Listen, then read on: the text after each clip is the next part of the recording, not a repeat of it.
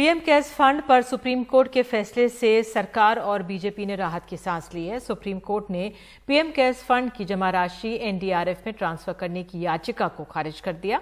Supreme court ने यह कहा है कि ये चैरिटेबल ट्रस्ट है और इसे सीएजी के ऑडिट कराने की जरूरत नहीं। इसके बाद बीजेपी ने कांग्रेस पर तीखा हमला बोला है, जो पीएम केयर्स फंड को लेकर लगातार सवाल उठाती आ रही है। राहुल गांधी ने एक ट्वीट करके हमला किया था, जिसमें उन्होंने लिखा था PM CARES for right to improbity, यानी पीएम जो है वो सिर्फ अनैतिकता के अधिकार के लिए ही देखभाल करते हैं। इसके साथ ही उन्होंने एक समाचार भी ट्वीट किया था, जिसमें पीएम केयर्स फंड से संबंधित आरटीआई का जवाब देने से इनकार करने की बात थी। रविशंकर प्रसाद ने पलटवार किया। उन्होंने कहा कि पीएम केयर्स फंड पूरी तरह पारदर्शी है। राहुल गांधी लगातार कोरोना की लड़ाई को कमजोर करने वाले बयान दे रहे हैं। महत्वपूर्ण बात जानना चाहिए कि पीएम केयर फंड से अब तक 3,100 करोड़ रुपए दिए गए हैं कोरोना की लड़ाई में, जिसमें 2,000 करोड़ सिर्फ वेंटिलेटर के लिए दिए गए। और आज देश को बताते हुए आप सबों के माध्यम से प्रसन्नता होती है कि 50,000 वेंटिलेटर पीएम केयर फंड के द्वारा दिए गए पैसे से उपलब्ध कराए गए हैं, जो आजादी के बाद के आज तक के इतिहास के हाईएस्ट हैं। हमारे साथ दो खास मेहमान जुड़ रहे हैं चर्चा करने के लिए। हमारे साथ राजेश शर्मा हैं, जो कि बीजेपी के नेता हैं। हमारे साथ अलका लांबा हैं, कांग्रेस की प्रवक्ता। अलका जी, मैं आपके पास आना चाहूंगा सबसे पहले कि आप लगातार ये आरोप लगाते रहे कि पीएम केयर्स फंड में पारदर्शिता नहीं है, इसका दुरुपयोग हो रहा है, बीजेपी चुनाव लड़ने के लिए इसका चंदा जमा कर रही है। लेकिन आज तो सुप्रीम कोर्ट ने एक तरह से सारे आरोपों का जवाब दे दिया है। उन्होंने कहा कि ये फंड जो है इसको आप ट्रांसफर नहीं कर सकते, इसका सीएजी ऑडिट नहीं कर सकता है। तो अब आप क्या कहेंगे? अखिलेश जी, मैं एक बात आपसे पूछना चाहूंगी। पारदर्शिता है ना, देश को पता है कितना फंड आया है? आपके पास जानकारी है तो बताइए कि पीएम केयर फंड में कुल अब तक कितना फंड आया है, आप मुझे बता दीजिए। अभी एक ग्राफिक्स आएगा अलका जी, एक ग्राफिक्स दिखाएंगे हम आपको कि कितना पैसा जो है वो आया है 19-20 में, और कितना आया और कहां गया है, इसका भी जो ब्यौरा पीएम की वेबसाइट पर दिया गया है पीएम केयर्स फंड की, वो भी हम आपको दिखा रहे हैं। ये पूरा मुझे ये बताइए, जब सारा ब्यौरा दिया हुआ है तो सीएजी से ऑडिट करवाने पर या सूचना के अधिकार कानून के अधीन लाने पर आपत्ति क्या है? सबसे बड़ा सवाल ये है। कुछ तो है जिसे छुपाया जा रहा है। हमारा तो बिल्कुल विदेशी आप कंपनियों से चंदा ले सकते हैं, ये इसमें प्रावधान आपने रखा है। लेकिन अगर देश ये जानना चाहे कि पब्लिक चैरिटेबल ट्रस्ट होता है Alka ji, public charitable trust, उसका तो सीएजी ऑडिट नहीं कर सकती ना। ये तो पब्लिक चैरिटेबल ट्रस्ट है। नहीं कर सकती है नहीं, आपने उस पर तो सुप्रीम कोर्ट ने आज कहा है, सुप्रीम कोर्ट का जो आदेश आया है उसका भी हिस्सा हम आपको पढ़ के दिखा रहे हैं। उन्होंने कहा है कि पब्लिक चैरिटेबल ट्रस्ट का सीएजी ऑडिट जरूरी नहीं है। सुप्रीम कोर्ट का आज का आदेश है। नहीं, मैं आपसे सहमत हूं। पीएम केयर फंड को ऐसे प्रावधानों के तहत ही बनाया गया है कि उसे सीएजी ऑडिट से बाहर रखा जाए, उसे आरटीआई से बाहर रखा जाए। ठीक है अलका, आपकी जी बिल्कुल आपने अपनी बात रखी। राजेश जी, अगर ये सवाल इसलिए भी अगर हम कहें, अगर आरोप प्रत्यारोप की बात पे सवाल उठती, बीजेपी कांग्रेस सवाल उठा रही है क्योंकि प्रधानमंत्री का नाम जुड़ा है, प्रधानमंत्री के नाम पे फंड आ रहा है, इसलिए अगर ये सवाल है कि भाई अगर सीएजी के तहत आता है तो सुप्रीम कोर्ट का आज रुख साफ है। लेकिन अगर विपक्ष आप पूछ रहा है क्योंकि प्रधानमंत्री का नाम इससे जुड़ जाता है, इसलिए सवाल पारदर्शिता और बेहतर तरीके से हो पाती या पब्लिक उस पे स्पेस पे रहता, ये कैसे आप क्या जवाब देंगे? जी, पहले तो मैं अलका जी को बताऊं कि अलका जी को थोड़ी सी जानकारी होनी चाहिए इस चीज को बोलने के पहले। अगर वो सीएजी ऑडिट के बारे में कहती हैं तो सीएजी ऑडिट का डेफिनेशन इनको पता होनी चाहिए। वो एक कॉन्स्टिट्यूशनल अथॉरिटी है which is established bye act of article 148 of constitution, जिसका काम होता है रिसीप्ट और एक्सपेंडिचर गवर्नमेंट के बताने का, उसका ऑडिट करने का। स्टेट गवर्नमेंट की या जहां गवर्नमेंट के फंड यूज हो ऐसी अथॉरिटीज के ऑडिट करने का। उसको छोड़ करके जहां बजटरी फंड नहीं है वहां पे सीएजी ऑडिट कर ही नहीं सकता।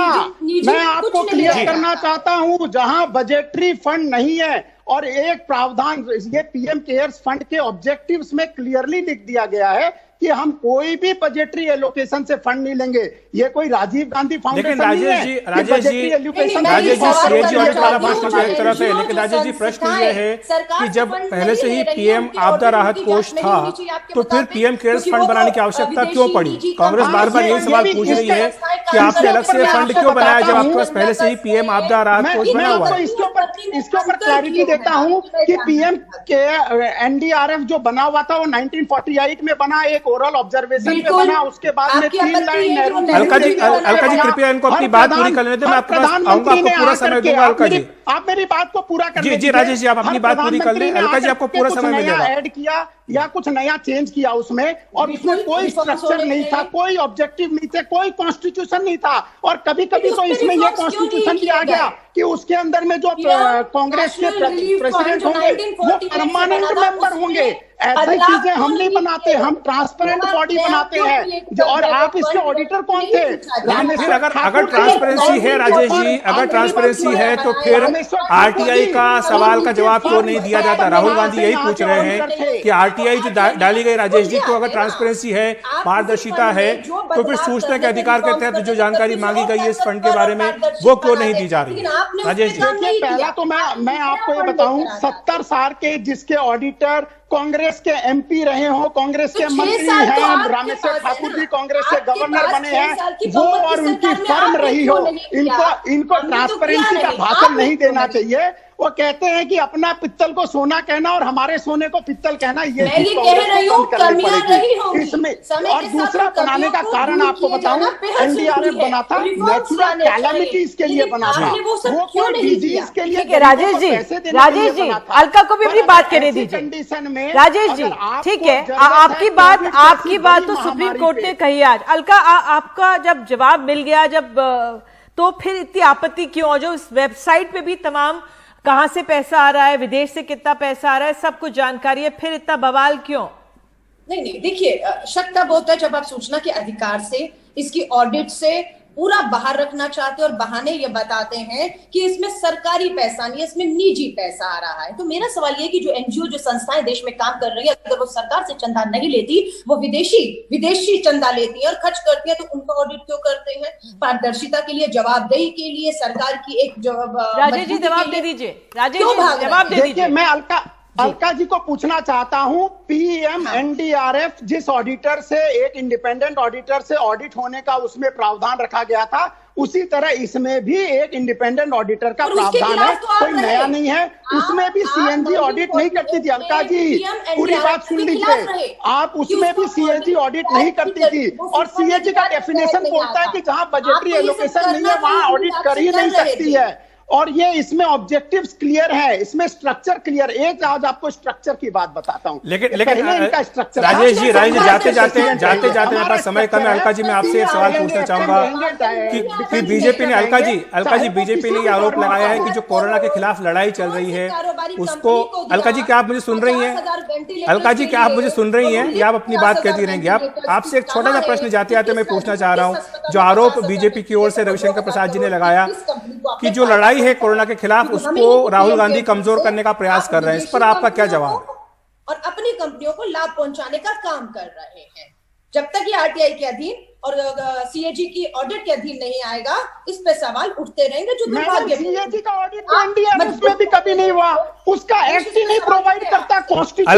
अलका जी मेरे पास समय कम है, आपका जवाब चाह रहा हूं मैं, आपका जवाब चाह रहा हूं। प्रोवाइड नहीं करता उसको। अलका जी आपका जवाब चाह रहा हूं कि बीजेपी ने कहा है कि जो कोरोना के खिलाफ लड़ाई है उसको राहुल गांधी कमजोर कर रहे हैं। राजेश जी अलका जी से पूछा है सवाल। बातें नहीं करनी चाहिए अलका जी। पब्लिक प्लेटफॉर्म में आपके नेता ऐसी बातें करते हैं, शर्म आनी चाहिए उनको। दूसरी चीज आज आपको बता दूं कि प्रधानमंत्री पे भरोसा था कि लोगों ने 7,000 करोड़ रुपए दिए, और आज 65 साल में जब से ये 48 में खुला और तब से लेकर के राजेश जी आपकी बात समझ नहीं आ रही अलका, हम आपको भी नहीं सुन पा रहे, लेकिन वाकई ये ऐसा मसला है। दोनों साथ साथ बोलेंगे तो कैसे आप समझ पाएंगे, बताइए। बिल्कुल।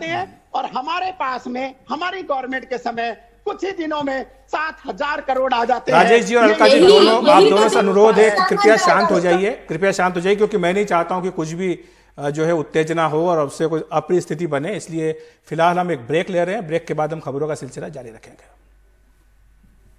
और आपको बता दें कि एक छोटे से ब्रेक के बाद हम आपको बताएंगे कई बड़े दावेदारों को पछाड़कर ड्रीम 11 बनी है आईपीएल की टाइटल स्पॉन्सर।